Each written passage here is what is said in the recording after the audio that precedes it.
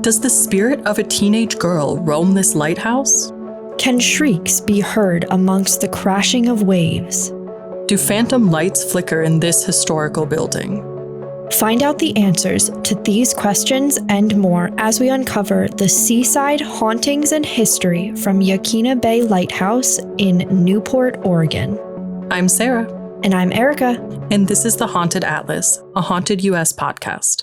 In the interest of fully exploring history of certain locations, the Haunted Atlas may discuss sensitive or disturbing topics.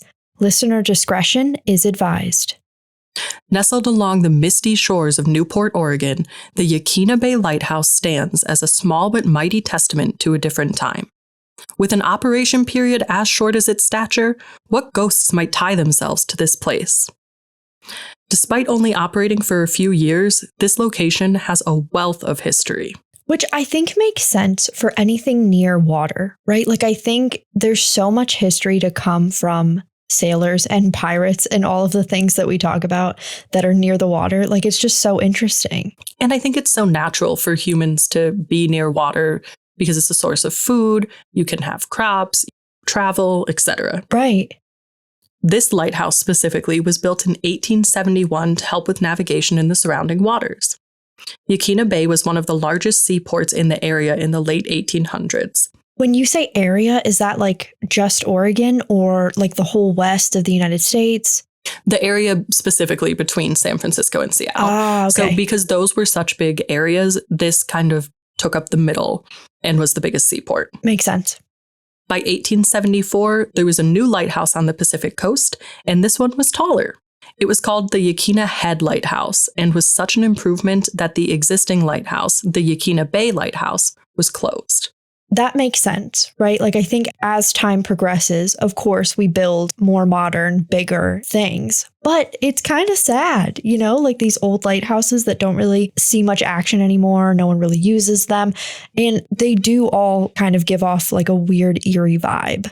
Yeah. And when you think about it, this was operating at this time for only 3 years before the new lighthouse was built. Right. It's almost like they like threw this one up just to get one up. And then eventually were like, okay, we need to make a better, more modern version of it. Right. That October, the governing board tried to sell the property, but could not get a high enough offer. And I think that's interesting because the property, of course, would be of value. But like you said, you've put up this lighthouse here, and now you kind of have this still new at this time lighthouse. Right. Not that someone really wants to tear it down. I'm sure there's a cost associated with tearing that down. What could someone do with that property? If the beach became popular around there and they wanted to use that for retail, that makes sense. But I agree, because if you're thinking about building a house, right, let's say you want to use it for a residential area, if you can get land that you don't have to tear something down on, of course, you're going to choose that option. Right. And I was thinking a lot about zoning laws because it is right on the bay. So Are you able to use it for retail? Are you even able to build a residential home there? Yeah. Is it only meant to be a lighthouse? Right. Like, or is someone just going to buy it to do a lookout? You know what I mean? Right. Like, that doesn't seem financially prosperous. And for that reason, the lighthouse sat for a while. It finally became a base for the U.S. Army engineers. And in 1906, the U.S. Life-Saving Service took over and used the lighthouse as their quarters. Which, again, it's very specific use cases for a lighthouse. Yes, I think, honestly, that's one of the only things that I could see this being after a lighthouse. And at this point in 1906, this lighthouse is 35 years old. So while it's old, it's still relatively young in terms of a building. I was going to say in architecture, that's not a ton of time. They continued to use the lighthouse until 1933, even building an observation tower next to it. So expanding upon the architecture that was already there. So is this like the center of the U.S. Coast Guard? I think it's just one of the outposts. Okay, I wasn't sure. I was wondering if maybe this is where it started, which would be really cool, but makes more sense, I think, in Oregon for it to be just an outpost. Yeah, and I think it makes sense because you have this old lighthouse, you have this location between Seattle and San Francisco, so you can get a lot of places through accessing the nearby water. Right. The 1940s were a dark time for the property. It ended up sitting abandoned and eventually fell into disrepair. And this is where the lighthouse starts to get those spooky vibes. Now it's been around for 70 years. It's starting to look a little more run down. Imagine the wear and tear of all these storms and being next to the salt water. I'm sure boards are starting to splinter, rust is starting to form. No one's really been taking care of it. Yeah.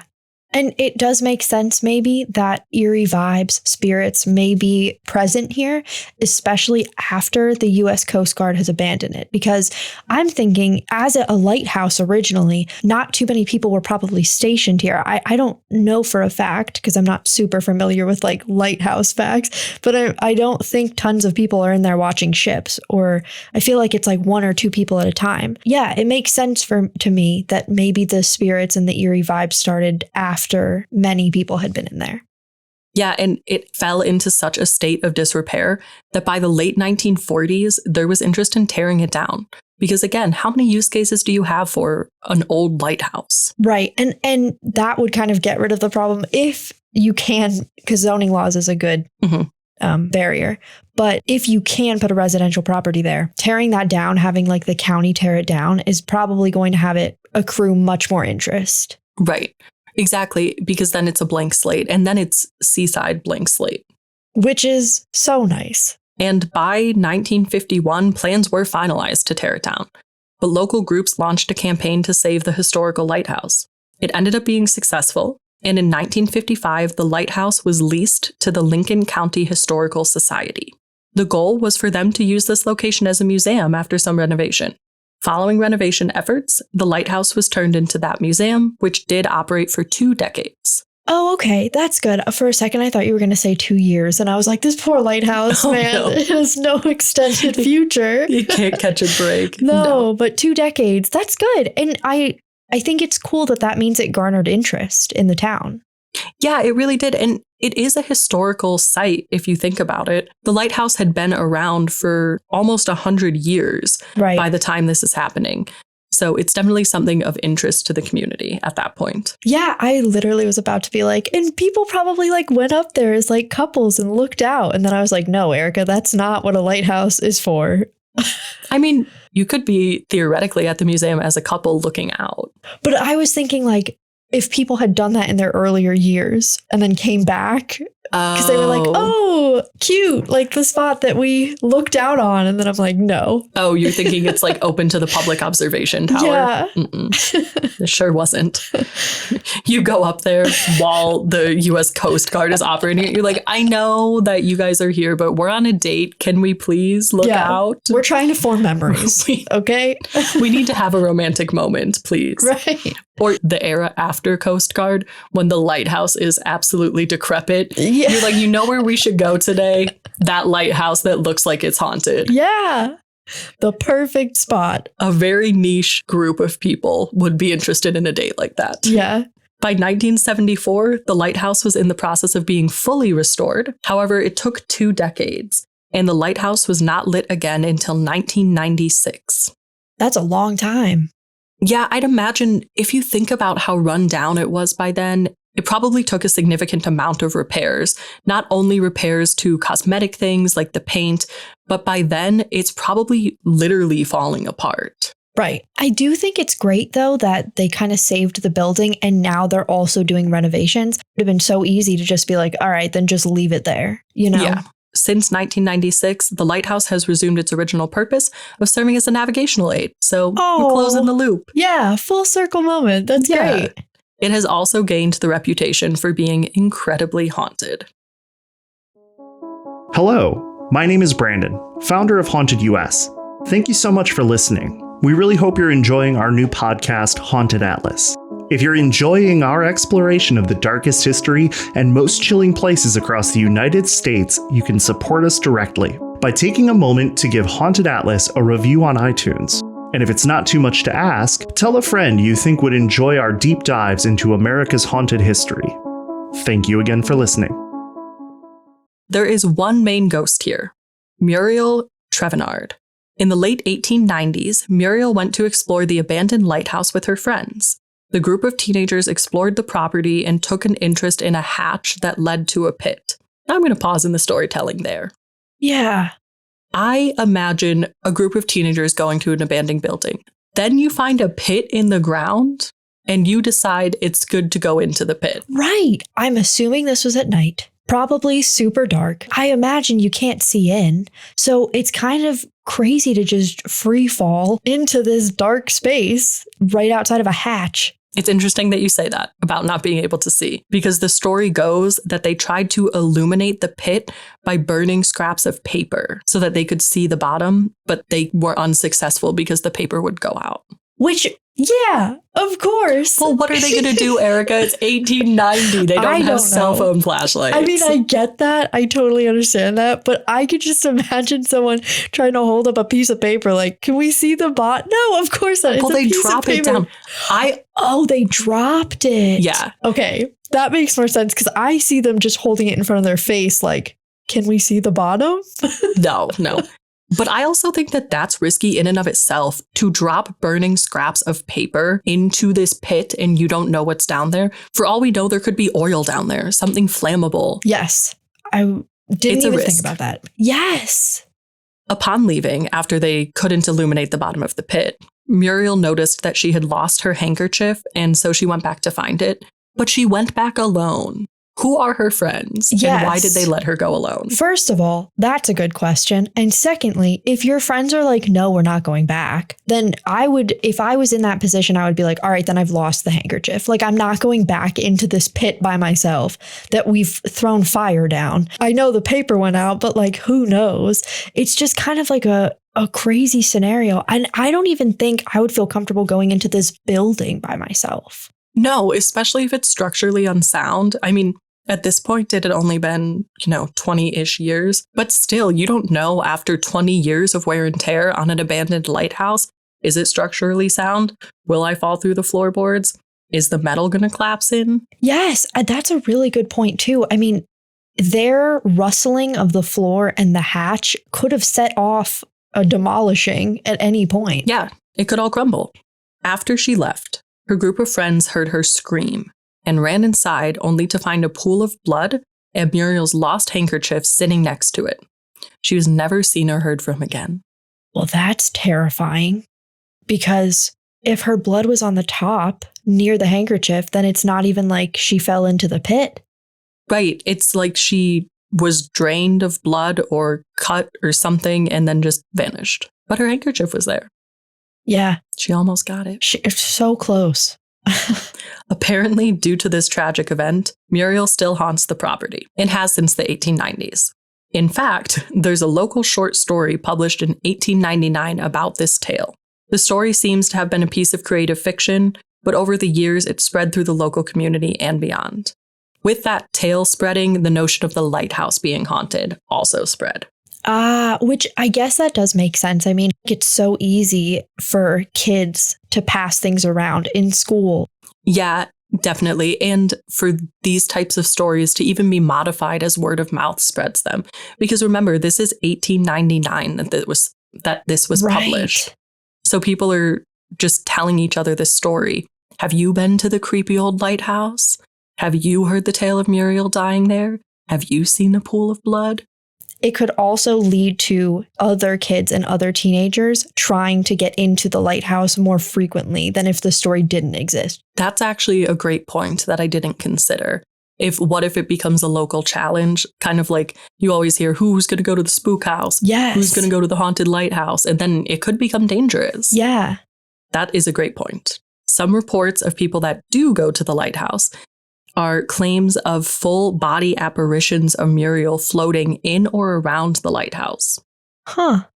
Also inspired by Muriel, visitors claim to see phantom bloodstains that suddenly appear and then abruptly disappear on the floor. Oh, that's really creepy.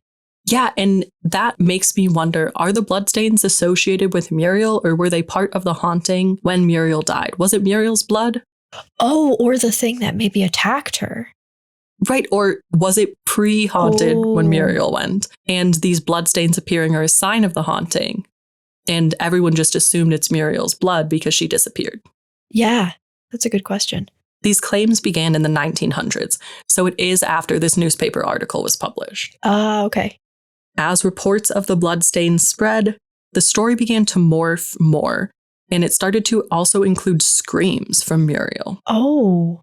Apparently, the screams sound like shrieks and are most commonly heard on otherwise quiet nights.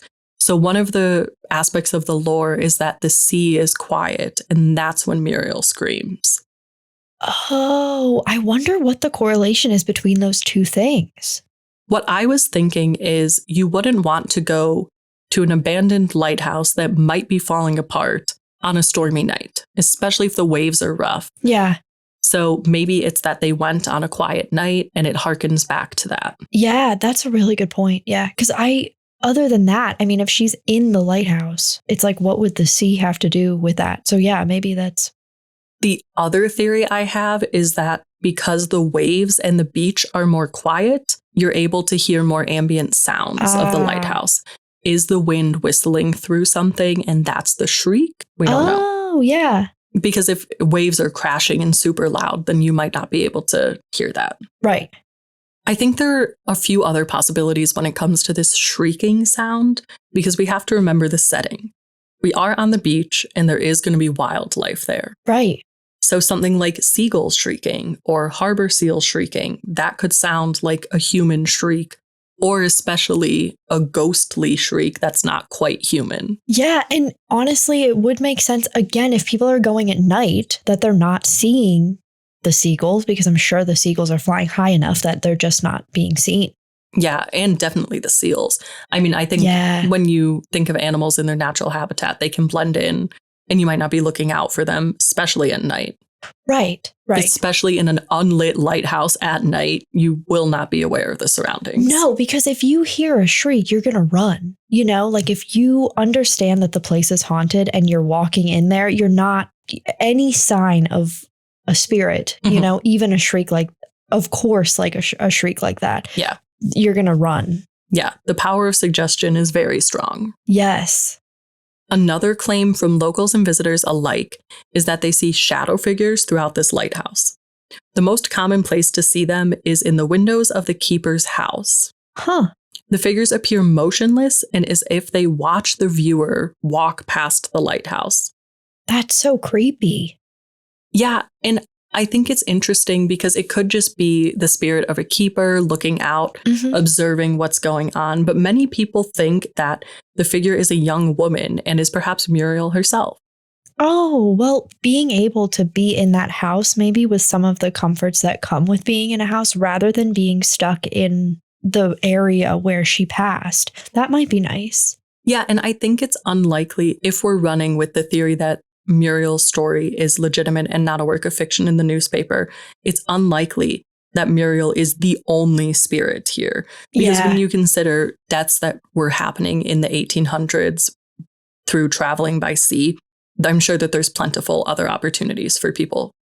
Right, because no one was recorded. Right. You know, no, I'm assuming deaths were not nearly as recorded as they are now, especially at sea. Right. I think it's also interesting to consider shadow figures in a dark lighthouse that is falling apart. I think there's a high likelihood that something could distort the light and cause it to look like a figure. For example, if there's light coming in and maybe a board is hanging down from a higher level of the lighthouse, is that appearing to people like a figure? Right, especially if it's unmoving. And how are you seeing these shadow figures in a dark lighthouse? Right. So I think we have to be skeptical there as well. Apparently, though, the lighthouse is not always dark. Some people have reported quite the opposite to the shadow figures. They have reported ghostly lights. Huh. The lights have been deemed unexplainable, and reports say that they move in ways that can only be paranormal. I think this is another area that we need to be skeptical because it's old glass. Yeah. There are probably city lights. There's reflections off the water.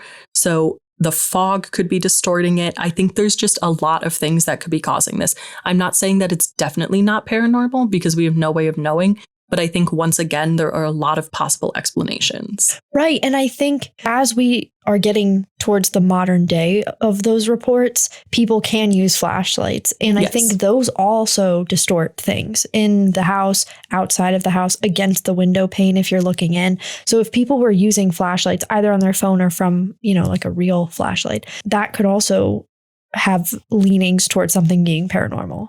And that's a good point. Not in terms of just the lights that are in there, but the shadow figures. If the way that you're seeing the shadow figure is you're shining a flashlight against the lighthouse, that could very much so be you just hitting something in the lighthouse. Yeah. And thinking that it looks like a person, again, through the power of suggestion. Right. Given the current purpose of the lighthouse as a navigational aid, once again, it's not open to the public, meaning you can only access these hauntings from afar. Oh, that does, I kind of forgot that it was in action again. I forgot that it had turned back into a lighthouse. I wonder if anybody who works there has experienced any of this stuff. All of the reports that I read just said locals and visitors alike, so some of the locals could be workers potentially. If you have been to the Yaquina Bay Lighthouse, we want to hear about your stories. You can email the team at hauntedus.com and put Haunted Atlas Episode 6 in the subject, or find us on Instagram at hauntedus and send us a message with your story. Tune in to our upcoming episode to see the next place where we drop the pin on our adventure across the haunted US. This episode of the Haunted Atlas was presented by Sarah Sweeney and Erica Barrett. It was researched by Sarah Sweeney, supported by research from Haunted US head writer, Mitch Gott. Production assistance by David Sweeney. Our executive producer is Brandon Rugsey. Haunted Atlas is a production of Haunted US. Visit hauntedus.com for more information.